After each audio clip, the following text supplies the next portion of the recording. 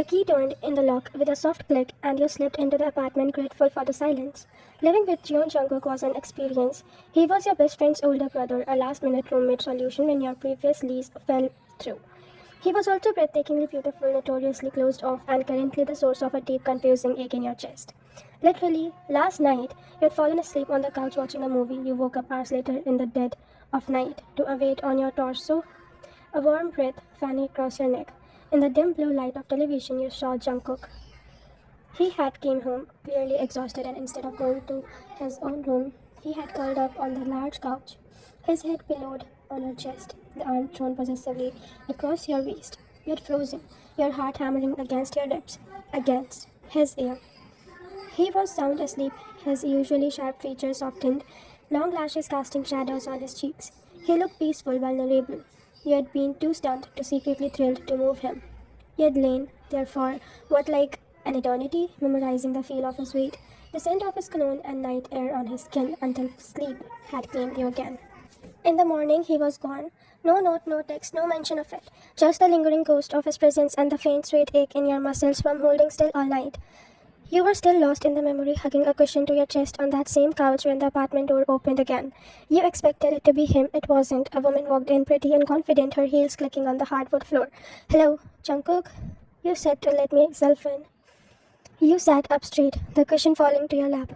"Oh, hello, he's not here right now."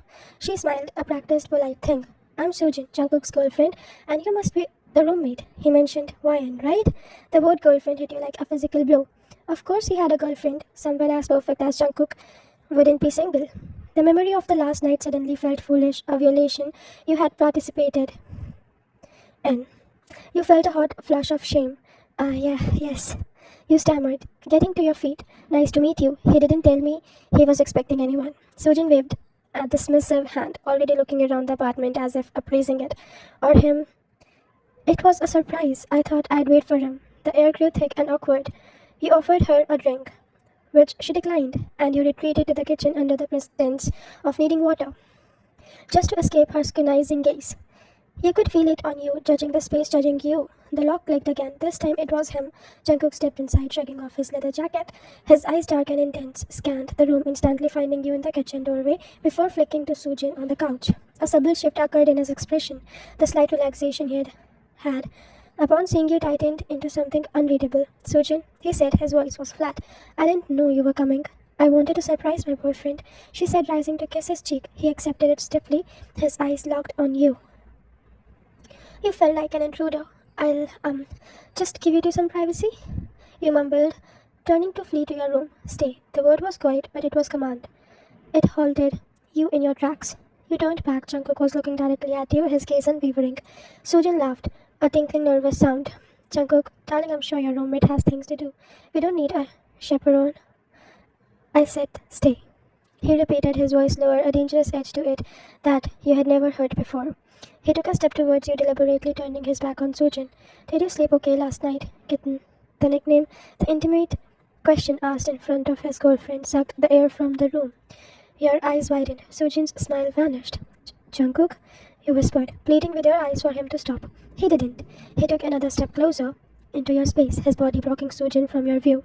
He reached out and gently tucked a strand of hair behind your ear, his fingertips brushing your cheek. A shiver racked your body. "I did," he murmured, his voice for your ears only, yet carrying perfectly in the silent apartment. "Best sleep I've had in years." Your heartbeat, it's like a lullaby.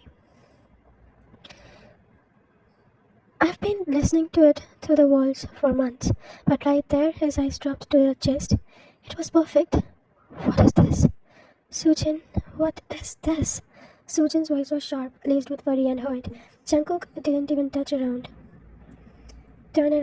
"You should leave, Sujin." "Are you serious? You're dumping me for your roommate? You told me she was just some girl you felt sorry for." Something dark and possessive flashed in Jungkook's eyes. He finally turned his head just slightly. "I lied. She is everything. Now leave before I make you." The cold finality in his voice was terrifying. Sujin, after a moment of stunned silence, grabbed her purse and stormed out, slamming the door so hard that the picture on the wall rattled. The ensuing silence was deafening. You stood frozen, your heart now pounding for a completely different reason. Jungkook turned back to you, all the coldness melting away to reveal something raw, intense, and utterly consuming. He closed the final distance between you, caging you against the kitchen counter. You took an advantage of me last night. You breathed, the words barely audible. A slow, sinful smile curved his lips. I did. He didn't deny it. He leaned in, his nose skimming the line of your jaw, inhaling deeply, and I'll do that again, every night. I'm done pretending, Ryan.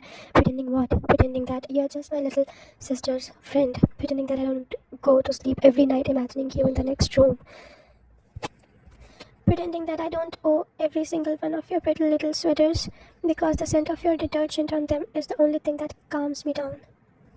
Your mind reeled. The missing clothes you had blamed on the lingerie, the way he was always there, just on the periphery of your vision. It wasn't coincidence, it was curation. It was obsession. You're possessive. You whispered, a thrill of fear and desire coursing through you. Obsessively, he corrected, his hands coming up to frame your face, forcing you to look at his dark and moist eyes. And I'm done sharing your air, your space, your heartbeat. It's mine. You are mine. Do you understand? Last night wasn't me taking advantage, kitten. It was me claiming what's always been mine. He searched your face for fear, for rejection, but all he found was the same desperate longing that had been eating you alive for months. Okay, you breathed the word surrender. The smile he gave you then was not the bright, boyish one he showed the world. It was dark, tender, and utterly victorious. He leaned in, capturing your lips in a kiss that was less a question and more a seal, a promise of 1,000 more nights. With his head on your chest, his arm around you, and a beautiful, terrifying obsession finally satisfied. The kiss was not gentle, it was acclaiming, a culmination of months of silence, watching, and suppressed want. It was desperate and deep, tasting of mint and the faint sharp edge of something darker, something uniquely Jungkook.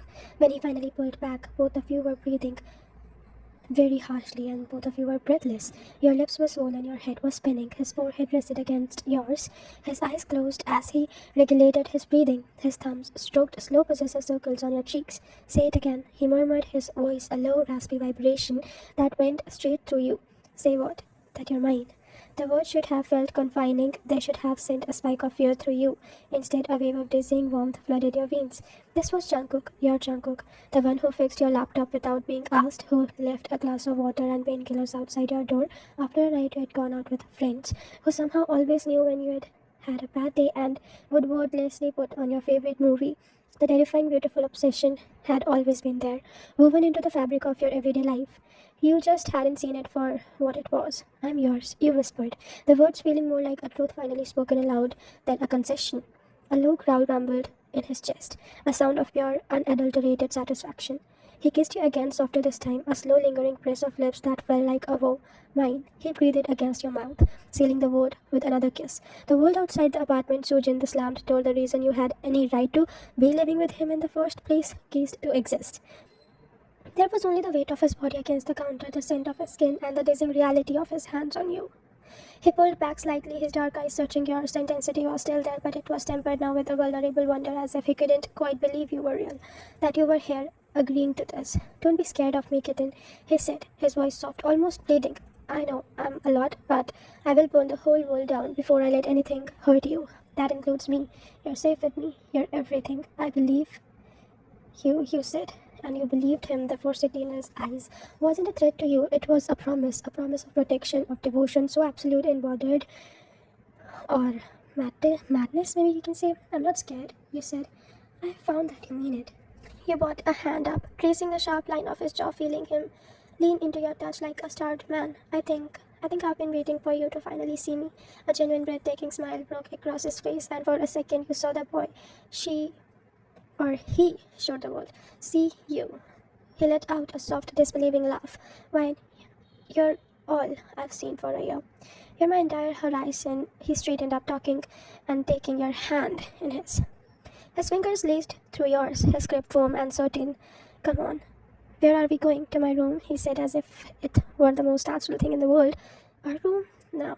I'm not spending another night listening to you through a wall. You'll sleep with me, where I can feel you, where I can make sure you're real. He led you down the hall past your own door and into his space. It was neater than you expected, all muted tones and clean lines, but it smelled overwhelmingly of him. That same cologne, clean lingerie, and something else, something inherently male, that made your head swim. He didn't let go of your hand. He sat on the edge of the large bed and pulled you down to stand between his knees. He wrapped his arms around your waist, burying his face to your stomach, and just held you, breathing you in. I'm never letting you go.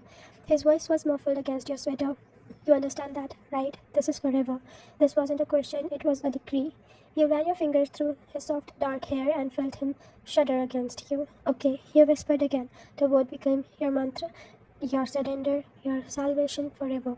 Looking down at the top of his head, at the man who held you like you were his only anchor in this storm he himself had created, you knew one thing for certain: the cold, closed-off roommate was gone. In his place was something infinitely more dangerous and infinitely more captivating, and he was all yours.